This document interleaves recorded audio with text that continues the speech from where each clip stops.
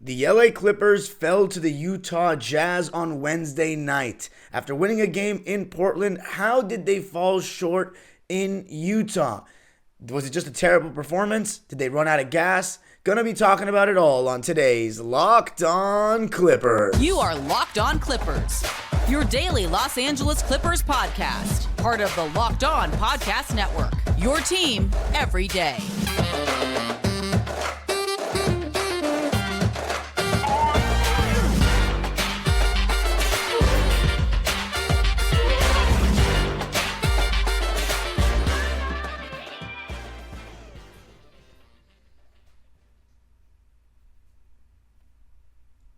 Yes, sir. You are locking in with the Clips. Thank you for making Locked On Clippers the first listen of your day, your team every day. I'm your host, Darian Vaziri, in my 18th season as a Clipper fan. You can also follow me on Twitter and Instagram at DimeDropperPod, and of course, subscribe to my own YouTube channel where I do more Clipper content and sports content known as Dime Dropper on YouTube. And of course, remember to subscribe to Locked On Clippers on YouTube. And I'm asking today's pinned question, and that is, do you think the Clippers could have won this game, or were they just out of gas? I want to know. Today, in this episode, I'm going to be starting out by answering that question. Why did the Clippers fall short against the Utah Jazz on this back-to-back on Wednesday night, losing 112 to 125 in their third matchup with the Jazz this season? And then I'm going to talk about some of the positive to take from the game, and also just some of the reasons why it's becoming increasingly hard to win games like this. And let's start out with the story of the game. And to me, that was the third quarter. You know, I thought the Clippers didn't start out too great in the first quarter. Jordan Clarkson and Lauri Markkanen started out hitting tough shots. And, you know, Jordan Clarkson is just a tough shot maker. Every single time the Clippers play the Jazz, you see Twitter and everyone's like, this guy Clarkson, man, just makes the most ridiculous shots. He's one of those guys, you know, like a Lou Williams, like a Jamal Crawford. Instant offense. And even though he won the Sixth Man of the Year in 2021 when the Jazz finished first and ultimately fell short to our Clippers, he is now starting, and he's really done well in this role under the coach Will Hardy. And I think he's done a better job of not totally forcing it. And he was, again, very efficient in this game, 10 for 18 from the field, 5 for 9 from 3, and he also got to the foul line 11 times and made 8 of those. So 33 points, 4 rebounds, and 5 assists for Jordan Clarkson in 40 minutes of play. And I think when you look at why the Clippers lost this game, I think one of the biggest reasons is Jordan Clarkson just played really well. He just made some tough shots, especially in the first half, he couldn't do much about. But I think the Clippers overall, like in the first quarter, they conceded 35 points. They allowed 35 points, only scored 26. But I don't think that their defense was horrendous or anything like that, personally. I think the Jazz were just making shots. I mean, I think they're a tough team to beat in Utah. I think Lauri Markkanen as well was making shots. And again, Marcus Morris Sr., another tough shooting night. And, you know, he's been so consistent this season. He's had such a great season. But he just wasn't hitting in this game again, just like against Portland. And he was 3 for 11, only got 2 3-point shots off, made one of them, but not a very good shooting night for him. It was actually Reggie Jackson that got the Clippers off to a solid start, making his first 5 field goals. But he would not hit again for the rest of the game. Made his first 5 and then missed his next 5 field goals. And listen, when you see... By the way, I just want to say that, of course, no Kawhi Leonard in this game, still out with that sprained ankle. No Paul George with the hamstring injury. No Luke Kennard. And the worst one of them all at this point was no Norman Powell, coming off the incredible game he had against Portland. To not have probably the 3 best scorers on the roster was extremely tough against the Utah team that, as far as I know, all their major players were there. That was the starting lineup they've been running the whole season. Sorry, Mike Conley didn't play. But I think when you look at who the Jazz are missing, Mike Conley, and you look at who the Clippers are missing, definitely it's advantage Utah Jazz. And they took advantage of it for sure with the 9-point lead in the first quarter. But the funny part is the Clippers in the second quarter actually put together a really good quarter. They outscored Utah 34-23, and I think a large reason for that was John Wall. You know, he was back, he's been still sitting back-to-backs. I wonder if that's ever going to change this season, but he played in this one. And I thought he did the same great stuff that you usually see from John. Got to the basket at will, constantly 2 feet in the paint, constantly putting pressure on the opposing team's defense. You saw him play 25 minutes. You saw Robert Covington play 23 minutes. You saw Nico Batum play 22 minutes. And you also saw 22 minutes from Brandon Boston and 16 minutes from Moussa Diabate. I'm going to talk about them a little bit more as the show goes on. But John Wall, I thought he was really good in terms of getting to the line especially. No Clipper shot more than 4 free throw attempts except for John, who shot 13 and made 12 of them. So if you want to take a positive from the game, that is absolutely a positive that John Wall hit 12 out of his 13 free throws. Because if you've been following Clippers basketball this season, you know he's really struggled from the line at times this year. As far as what went poorly in the third quarter, I think the Clips just kind of started running out of gas. I asked at the top of the show, I said, did the Clippers just play poorly or they just run out of gas? I think there was not much you could have done. Because when you go look at not much they could have done. Because when you go out and actually look at the game, Reggie Jackson in games like this is getting Jared Vanderbilt guarding him. Jared Vanderbilt, the best defender on the ball on the Jazz, one of the best in the league, guarding basically everybody. Shout out to I don't know his name, but one of the commenters and subscribers has been commenting about the Clippers trading for Jared Vanderbilt since the offseason. So shout out to you. Of course he was impressive. He's what he does. He was 7 for 10 in this game from the field, had 14 points, 12 rebounds, 2 assists, 2 steals, and obviously played really good defense. And Reggie Jackson still shot 50%, but it was how tough the Clippers had to work to get certain shots that stuck out. And when you look at the Clippers, you might say, oh, they scored 112 points. It was the defense that was bad. But it honestly wasn't atrocious. I think the Clippers' defense wasn't very good, but I think the Jazz play at a very fast pace. They try to come up the court and shoot quickly, especially when they get stops, and they're a young team. And the Clippers shot 40% from the field in this game and 33% from 3. They just didn't shoot well. The offense wasn't good for obvious reasons. They're very short-handed and coming off a back-to-back where they played in a very close game in Portland and traveled. The Jazz, on the other hand, shot 55% from the field and 44% from 3. So they just shot extremely well.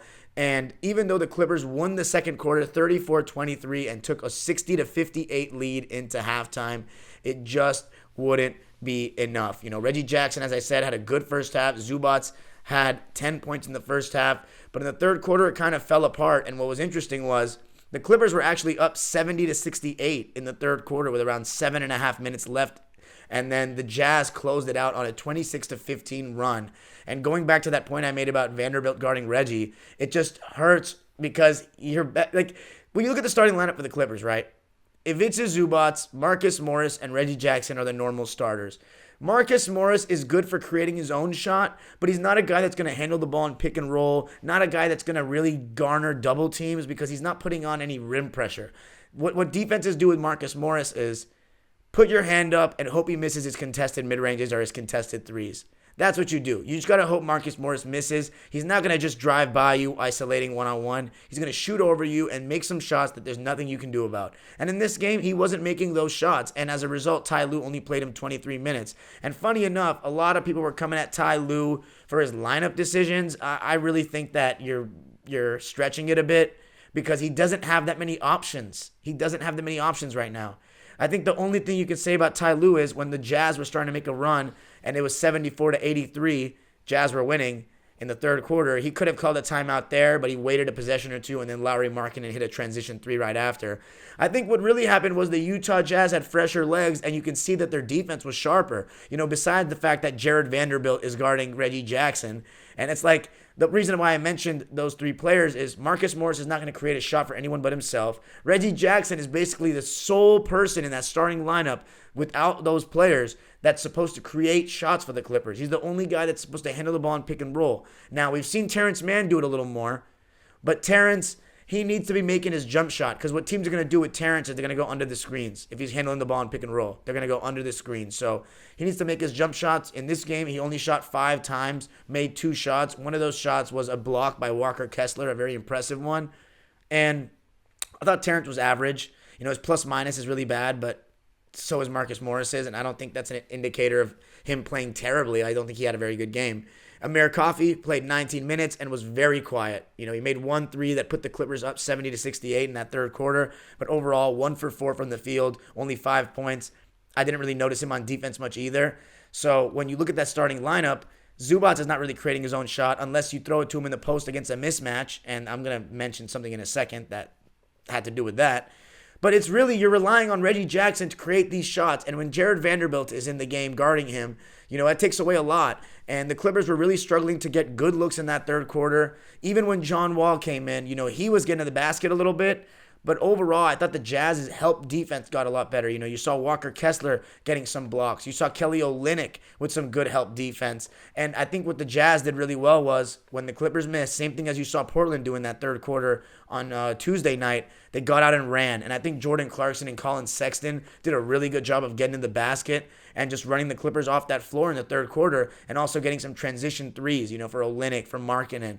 And even Colin Sexton was getting some putbacks and stuff. So again, the Clippers in the fourth quarter lost it 31-27. I think they made a small push, but overall, John Wall had a pretty crucial turnover when the Clippers had cut it down to around 10 or 7 points. Actually, the Clippers cut it down to 4 in that fourth quarter, early on in that fourth quarter. But yeah, a couple of turnovers, and even though the Jazz turned the ball over 17 times to the Clippers 10, there's a couple of crucial turnovers in that fourth quarter, and the Jazz just kind of took advantage. Colin Sexton got on the break on that bad John Wall turnover I just referenced, and that was really that. I think at times, especially in the second half too, the Clippers, their on-ball defense got a lot worse. They allowed 67 points in the second half, and I think there were a lot of times where guys like Robert Covington, Nico Batum, I think Robert Covington did a good job on Markkanen, but I think Robert Covington also showed he still is struggling, like I've said, with quicker guards. So like when he's on a Clarkson or a Sexton, there were times where he was kind of just relying on the help. And when you're relying on help on defense, that means you're basically sending a player into 2 defenders. But you know what that means? 2 defenders on a player, somebody's open. And I think the Jazz did a really good job of finding the open man and making the Clippers pay. And as a result, shot a good percentage and won the game, 125-112. And coming up, I'm going to talk about what really is the problem with games like this and what Clipper fans need to realize instead of panicking so much. There's a reason why this is happening, and something's got to happen soon. Going to be talking about what that is coming up. The U.S. men's national team have made the knockout stage of the World Cup, and they find themselves playing against Netherlands on Saturday morning. And if you want to place your bet on that, you got to go to Bet Online to do so. The line currently is plus 125. The spread is 125. The money line is plus 333 for the U.S. So I would honestly place a bet on them because they've looked really impressive in the tournament. The U.S. has not lost yet, and they've only conceded 1 goal, and that was on a penalty. Of course, where you do this, betonline.net. It's your number one source for sports betting, info, stats, news, and analysis. Get the latest odds and trends for every professional and amateur league out there, from football, basketball, soccer, and esports. We've got it all on betonline.net. And if you love sports podcasts, you can also find those at BetOnline. We're always the fastest and easiest way to get your betting fix. Head to the website today or use your mobile device to learn more. Bet Online, where the game starts. Thanks for making Locked On Clippers your first listen today. For your second listen today, check out Locked On Sports Today. From the games that matter the most to the biggest stories in sports, go behind the scenes and beyond the scoreboard with local experts and insights only Locked On can provide. Locked On Sports Today, available on this app, YouTube, and wherever you get your podcasts. All right, Clipper Nation, let's just get right into it. The main reason the Clippers aren't winning these kind of games is because they're too banged up. Straight up. Like, you can't expect the Clippers to win these kind of games unless Reggie Jackson, like, let's say, without Norman Powell especially, you need Reggie Jackson and Marcus Morris Sr. to play well for the most part. You really do, unless everyone else plays well. Terrence Mann scores 10 points. Amir Coffey scores 12 points. You need stuff like that because guys like Moses Brown, Robert Covington, Nico Batum, Moussa Diabate, these guys, and even guys like Amir Coffey, these guys' points are predicated off getting shots from other guys. So when you remove a Norman Powell, that's already a guy that's drawing some attention from the defense. You remove Paul George and Kawhi, same thing. And even Luke Kennard, when he's coming off screens, at times he attracts 2 defenders, which can leave somebody open on the roll or something. So you need Reggie Jackson and Marcus Morris Sr. to play well. And Marcus Morris Sr. shot 3 for 13. Reggie Jackson shot 5 for 10, but he missed his last 5 shots of the game. So in the second half, he didn't actually hit a shot. So when Marcus Morris and Reggie Jackson are not hitting shots, it was basically just the John Wall show. And one man is not going to beat a Utah Jazz team where all 5 of their starters scored in double figures. Kelly Olynyk, 12 points, 7 rebounds, 4 for 7 from the field. Lauri Markkanen, 23 points, 9 rebounds, 7 for 11 from the field, and 4 for 7 from 3. Thought he played really well. He's just off to an incredible start to the season, Lauri Markkanen. I would say he's I would put him in most improved conversations, honestly. I know he has shown potential, but this is the first time in his career where he's averaged over 20 points. He's improved his points per game by nearly 9 points. I'm sorry, nearly 8 points. He averaged 14.8 points last year. He's averaging 22.2 this year, and best for him is he's been healthy so far this season. He actually has never played over 68 games in his career. That's his career high, and for a season, 68 games. He's on track to break that this season, but we'll see. I think he's been really phenomenal, and he's also played good defense and has shown much better lateral ability than I thought he had. So shout out to him. I think he's playing really well. I already talked about Jordan Clarkson and Jared Vanderbilt, but Colin Sexton, 21 points, 6 rebounds, 6 assists for him on 8 for 14 shooting from the field. So he also had a really, really good game. And then Nickeil Alexander-Walker, cousin of Shai Gilgeous-Alexander, had 11 points off the bench. So the Jazz had a lot of good contributions. As for the Clippers, Amir Coffey and Terrence Mann only combined for 10 points. And I think a lot of that's because they didn't get many good looks. And it goes back to what I was saying. The Jazz doing a really good job defensively. And people are saying, oh, Ty Lue's rotations, Ty Lue this. What do you expect? I don't understand what you guys expect. I truly don't get it. You want Reggie Jackson to play more or something? There wasn't much there, guys. There wasn't much there for the Clippers to win this game. They had to play great to do it, and they just didn't. I think they were getting blown by. They could not stay in front of Colin Sexton and Jordan Clarkson second half. They couldn't. And even Kelly Olynyk was getting to the basket and scoring. So it was just, they're tired. They're just too short-handed. You know what I'm saying? You're expecting this Clipper team to beat two playoff teams with Portland and Utah. They're in the playoff spots on the road back-to-back nights with their 3 best scorers out and the best three-point shooter in the league last season out. It's just a tall task. So my moral of the story here is if the Clippers are missing all these guys, Reggie Jackson and Marcus Morris need to play well. And I don't even think Reggie Jackson played poorly, but he didn't play well enough in the second half. And second half is more important than the first half, in my opinion, in basketball. I think every half is important, but second half is definitely more important. And he just didn't have it. And I'm not worried about Marcus Morris Sr. either. He didn't have a very good game. But how much has this guy played this season? The Clippers are 13-10 now. They've played 23 games. And Marcus Morris has played 21 of them, and he's averaging 30 minutes. Compared to other guys, he's played a lot. He's played a lot on this team. Reggie Jackson has played every single game of the Clippers season, and you're relying on him to play 30 minutes a night and have the ball in his hands so much because Kawhi Leonard and Paul George are always out. It's a lot for some of these role players. Ivica Zubac, he's played in every single game, and yeah, he had 12.7 rebounds in this one. He wasn't as good, but he's averaging 31 minutes a game. He's averaging 11 and 11. He's played every single game. You're relying on these same 3 players to constantly carry the Clippers.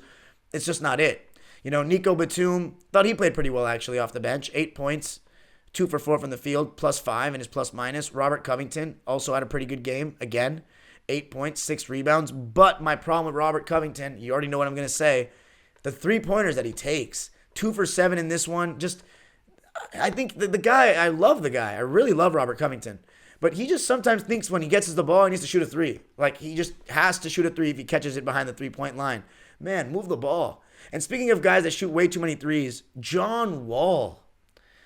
He's so great outside of that. I don't know why he is so persistent on it. Look, John, I love you. I don't think you're listening, but if you are, you don't need to shoot threes, man. I know everyone's trying to persuade people to shoot threes, but just stick to what you're great at. No need. Mid-range is fine. Mid-range is fine. But if you look at the stats last night, John Wall from 2 was 7 for 14, 50%.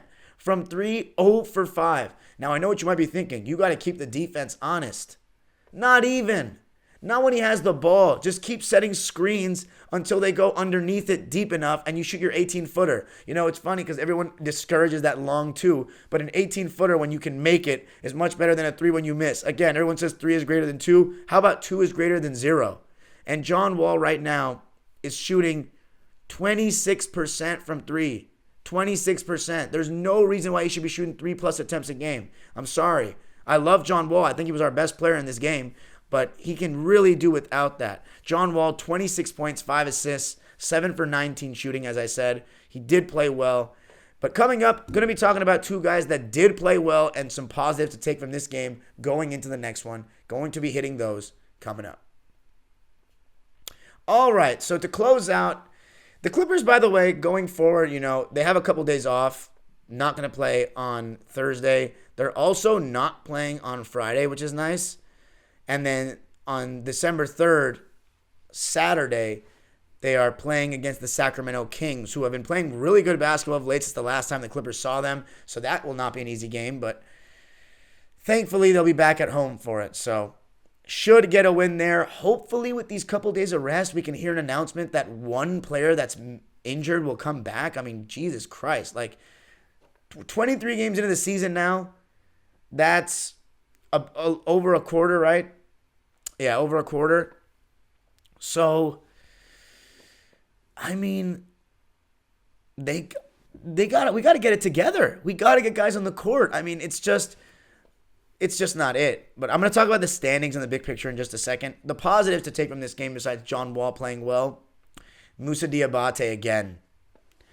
16 minutes played for this guy, 11 points and 8 rebounds and +7, which was the second highest plus-minus of any Clipper. I thought that he had, 2 fouls in the beginning, started out a little shaky, but after that, 6 offensive rebounds. The guy is so active on the offensive glass. It's amazing. It's amazing. He is so active on the glass. He's good in terms of being a roller in the pick and roll. So when he's in that second unit, when I said teams will switch everything on the Clippers small ball lineup, which will basically end up being Norman Powell and John Wall go one-on-one and create shots. This way with Moussa, you can't switch a Colin Sexton on a Moussa because he's going to get an offensive rebound over Sexton. So you have to play the pick and roll straight up, and that lets John Wall work his magic. So Moussa Diabate should absolutely, unequivocally be the backup center for this team. That's the main thing you should realize as a Clipper fan right now. Absolutely should be, because the main deficiency, in my opinion, with certain big men, like Moses Brown, for example, is foot speed guarding the pick and roll. Moussa is even better than Zubats in this, because he's not as good of a rim protector, but he can switch everything, and that gives you a switch everything look without really going total small ball. You're playing a wing-heavy lineup, but your center is like a 6'9" mobile big man. And I thought Moussa was really good, and part of a big reason why the Clippers actually took the lead in that second quarter. Another guy I thought was really good, even though his shooting percentage says otherwise, is Brandon Boston Jr., the man who had the highest plus-minus of any Clipper in this game. He played 22 minutes, probably should have played much more than that. He was 4 for 12 from the field, 1 for 2 from 3, which that 3 went in the fourth quarter, if I'm not mistaken. But he had 10 points. And what I really liked most about Brandon was his defense. He actually plays really solid on-ball defense. I've talked about him in the past in the passing lanes because he's got really long arms and has good length. But even getting over screens and guarding the ball, he is no slouch on the defensive end at all. And for that reason, especially in these games where we're missing all these players, he definitely deserves to get a little bit more burn. The problem is the Clippers are so deep and so many guys are out. You're like, this guy deserves minutes. This guy deserves minutes. I think we've said 14 different players' names that they deserve minutes this season for the Clippers because they are so deep. But yes, Brandon Boston did make his three-pointer in the fourth quarter that cut the game down to 4, 92-96, and the Clippers just couldn't really rebound off that. They cut it down to 3, 95-98, but then the Jazz kind of pulled away with Jared Vanderbilt, Jordan Clarkson, and Colin Sexton, and the Clippers just kind of ran out of gas, as I said. And, even Brian Seaman in commentary said the same thing.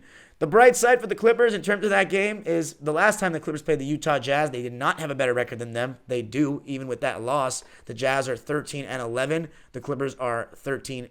And when you look at the Western Conference standings right now, the Clippers are currently in 5th place. Just one game.